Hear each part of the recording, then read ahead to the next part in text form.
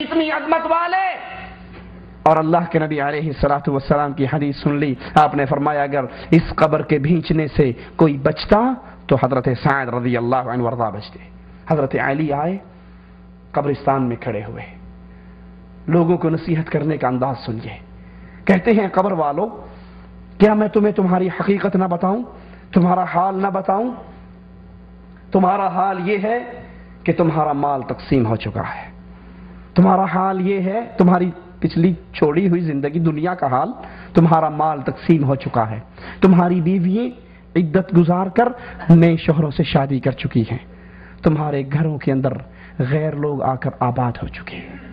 سوچ لیجئے, ایک لمحے کے لیے سوچئے. اللہ اکبر.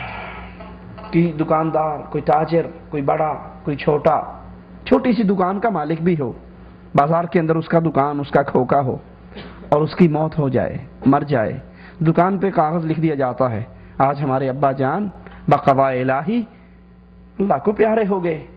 کتنے دن بند ہوتی ہے وہ دکان؟ بس ایک ہی دن بند ہوتی ہے, یا بہت زیادہ کوئی کرے گا تو 3 دن کر لے گا. چوتھے دن وارث آ کے اس دکان کو کھول دیتے ہیں یا نہیں کھولتے؟ مال تو میں نے ڈالا تھا, حلال یا حرام اس کا حساب تو میں نے دینا ہے. کس کا قرض دبایا ہے, کس سے جھوٹ بولا ہے, کہاں سے ڈنڈی ماری ہے, سارے کا حساب میں نے دینا ہے. لیکن 3 دن کے بعد میرے وارث آ کر اس دکان کو کھول کر کہتے جی مرنے والوں کے ساتھ تو نہیں مرا جاتا نا, وہ تو مر گئے اللہ کے پاس, آخر ہم نے بھی تو پیٹ پالنا ہے. یہ دھندا ہمارا جاری ہو جاتا ہے. مال تقسیم ہو گئے, بیویوں نے عدت کے بعد نئے نکاح کر لیے. وہ مکان, وہ کوٹھیاں, وہ گھر جو تم نے بڑی محبت سے بنائے تھے, پیچھے 6 بھائی, ان کے اندر اتفاق نہ ہو سکا, بٹوارا ہو گیا. کوٹھی بیچ کر انہوں نے پیسے آپس میں بانٹ لیے. جس کوٹھی کو تو نے بڑی محبت سے تیار کروایا تھا, آج اس کوٹھی کے اندر غیر لوگ آباد ہیں. لیکن یہ قبر میرا اور تیرا گھر ہے, اس میں غیر نہیں آ سکتا. کوئی دوسرے کی قبر میں, کوئی دوسرے کی موت کے وقت پہ نہیں مر سکتا. جس نے مرنا ہے اپنے موقع پر, جس نے دفن ہونا ہے اپنی قبر کے اندر. اور قرآن حکیم نقشہ کھینچتا ہے, کم ترکوا من جنات وعیون وزروع ومقام کریم. کتنے ہی محلات, کتنے ہی باغات, کتنے ہی چشمے بہنے, ایسے باغات جس میں چشمے بہتے ہیں, کتنے ہی چھوڑ کر لوگ چلے جاتے ہیں. بہترین مکان, بہترین کوٹھیاں چھوڑ کر چلے گئے. وَنَعْمَةٍ كَانُوا فِيهَا فَاكِهِينَ كَذَلِكَ وَأَوْرَثْنَاهَا قَوْمًا آخَرِينَ.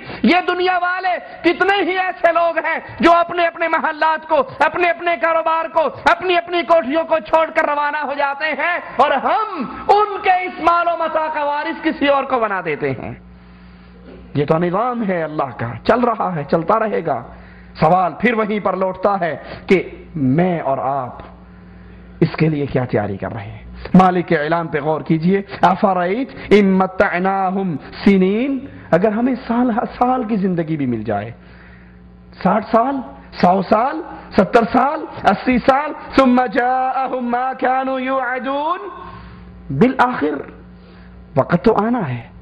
کتنی لمبی مالک کہتا ہے کتنے ہی سال تمہیں زندگی کے عطا کر دیے جائیں, لیکن پھر بھی بالآخر تمہارا وہ موعد موت کا, تمہارا وہ موقع موت کا وہ آنا ہے. اس کو کسی نے ٹال نہیں سکتا, اس کو کوئی روک نہیں سکتا. رسول اللہ صلی اللہ علیہ وسلم کی گود ابراہیم علیہ السلام دم توڑ رہے ہیں. اسی گود میں سے پہلے بھی لاشیں اٹھے, اور اب ابراہیم رضی اللہ عنہ وارضا رسول اللہ صلی اللہ علیہ وسلم کی گود میں ہے. آپ کی آنکھوں سے آنسو بہتے ہیں. صحابہ کہتے ہیں یا رسول اللہ صلی اللہ علیہ وسلم آپ رو رہے ہیں. کہا یہ رونا نہیں, یہ تو محبت کا اظہار ہے, یہ تو فراق ہے اپنے بیٹے سے, میرا بیٹا مجھے چھوڑ کر چلا گیا. کہا ابراہیم تیری جدائی کے اندر ہم غمناک ہیں, تیری جدائی کے اندر ہم غمگین ہیں, لیکن زبان سے وہی کہیں گے جس سے عرش والا راضی ہوگا, انا للہ و انا الیہ راجعون. اللہ کے نبی کی گود کے اندر آپ کا بیٹے فوت ہوتے ہیں, لیکن رسول اللہ صلی اللہ علیہ وسلم ان کو نہ روک سکے. تو اور کون ہے جو اپنی آئی ہوئی موت کو کسی اور کی طرف ٹرانسفر کر دے۔ اور کون ہے؟ جب وقت آ جائے وہ کہے میرا ابھی، اسی لیے ابراہیم بن درہم سے کسی نے سوال کیا کہ مجھے کچھ نصیحت کرو۔ اس نے جو نصیحتیں کی اس میں سے ایک نصیحت یہ تھی کہ جب موت کا فرشتہ ابراہیم بن ادہم کے پاس وہ سائل آ کر سوال کرتا ہے تو اس میں سے اس نے ایک نصیحت یہ کی کہ جب تیرے پاس موت کا فرشتہ آئے تجھے لے جانے کے لیے، تیری روح قبض کرنے کے لیے، تو اسے واپس بھیج دینا، کہنا ابھی میرا پروگرام نہیں ہے، ابھی میں نہیں مرتا، پھر بعد میں کبھی آنا، پھر دوبارہ دیکھیں گے۔ تو اس نے کہا اے ابراہیم بن ادہم، یہ کس میں طاقت ہے؟ جب اللہ کی طرف سے فرشتہ آ جاتا ہے پھر تو کسی میں طاقت نہیں، اس آئے ہوئے کو واپس بھیج دے۔ کہا جب آپ کو اور مجھے یہ یقین ہے کہ جوں ہی موت کا فرشتہ آئے گا میں اور آپ اس کو ٹال نہیں سکتے، اگر یہ یقین ہے تو کم از کم اپنی زندگی کو سنوار لے۔ کہا کچھ اور بتاؤ۔ کہا گناہ کرنے پہ دل کرتا ہے نا، تو اس اللہ کا دیا ہوا یہ آسمان چھت ہمارے لیے اور اس اللہ کی دی ہوئی یہ زمین، اس چھت اس مکان کے اندر سے نکل جا، آسمان اور زمین کے اوپر سے کہیں اور چلا جا، نہ آسمان کے نیچے رہے نہ زمین کے اوپر رہے۔ کہا میں کہاں جاؤں، یہ تو اللہ کا دیا ہوا ہے، اس کو چھوڑ کر کہاں جا سکتا ہوں؟ کہا سبحان اللہ، تجھے یقین ہے کہ میں اس کے بغیر زندہ نہیں رہ سکتا، کہیں جا نہیں سکتا، اس کے دیے ہوئے گھر میں رہتا ہے اور پھر اس کی نافرمانیاں کرتا ہے۔ کہا کچھ اور کہو۔ کہا یہ جو کھانا پینا کھاتے ہو نا، یہ کھانا پینا چھوڑ دو۔ کہا سبحان اللہ، اگر اللہ کا دیا ہوا کھاؤں گا نہیں پیوں گا نہیں تو زندہ کیسے رہوں گا؟ کہا اس کے گھر میں رہتا ہے، اس کا دیا ہوا کھاتا ہے، اس کے گھر میں رہتا ہے، اس کا دیا ہوا کھاتا ہے، پھر بھی اس کو ناراض کرتا ہے۔ کہا کچھ اور بتاؤ۔ کہا جب گناہ کرنے کو جی کرے تو ایسی جگہ پہ جا کر کرو جہاں تجھے وہ اللہ نہ دیکھ سکے۔ کہا سبحان اللہ، ایسی جگہ کون سی ہے؟ اللہ تو کالی چیونٹی، کالی رات، کالے پہاڑ کی جڑ میں اگر چلے مالک اس کو وہاں پر بھی دیکھتا ہے، اس کا رزق اس کو دیتا ہے، اس کے پاؤں کی دھمک اللہ اپنے عرش پہ سنتا ہے، میں وہاں کہاں جاؤں؟ کہا اس کے گھر میں رہتا ہے، اس کا دیا ہوا رزق کھاتا ہے اور اس کی آنکھوں کے سامنے رہتا ہے، پھر بھی اس کو ناراض کرتا ہے۔ کہا اچھا اور بتاؤ۔ کہا جب موت کا فرشتہ آئے تو کہنا میرا پروگرام نہیں۔ کہا کچھ اور بتاؤ۔ کہا جب تیرے لیے جہنم کا فیصلہ ہو جائے تو اپنا ہاتھ فرشتے کے ہاتھ میں سے چھڑا کر بھاگ جانا، کہنا میں نے جہنم میں نہیں جانا، میں تو جنت میں جا رہا ہوں۔ کہا یہ کس میں طاقت ہے؟ یہ طاقت کس میں ہے کہ مالک فیصلہ کر دے جہنم میں ڈالنے کا اور میں اپنا ہاتھ چھڑا لوں؟ کہا جب زبان اور دل ان ساری باتوں کی گواہی دیتا ہے کہ اس کسی میں ان باتوں کو لوٹانے کی طاقت نہیں، تو پھر کم از کم اس اللہ سے اپنا تعلق درست کر لے کہ قبر سے اور موت سے بچانے والی کوئی ایسی چیز نہیں جو تیرے اور تیری موت کے درمیان رکاوٹ ہو جائے۔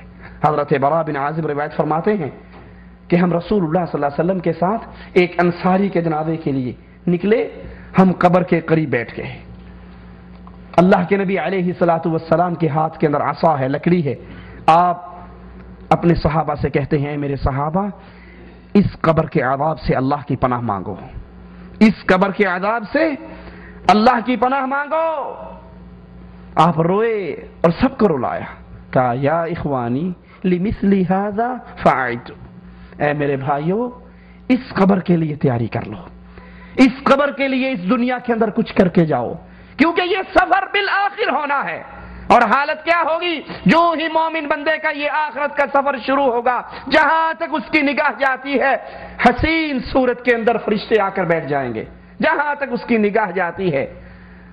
پھر آخر میں موت کا فرشتہ آئے گا، اس کے سرہانے پر بیٹھے گا اور اسے کیا کہے گا؟ یا ایتھا النفس الطیبہ، یا ایتھا النفس المطمئنہ، اللہم اجعلنا منہم ومعاہم وفیہم، اللہ ہمیں ان خوش نصیبوں میں شامل فرمانا۔ اے پاکیزہ روح، اے پاک روح، اے طیب روح، اے بہترین روح، باہر نکل، اخرجی الی ربک، اپنے رب کی طرف چل، راض عنک غیر غضبان، اور تجھے خوشخبری سناتے ہیں، چل اپنے رب کی طرف چل، تیرا اللہ تجھ سے راضی ہے، تجھ پہ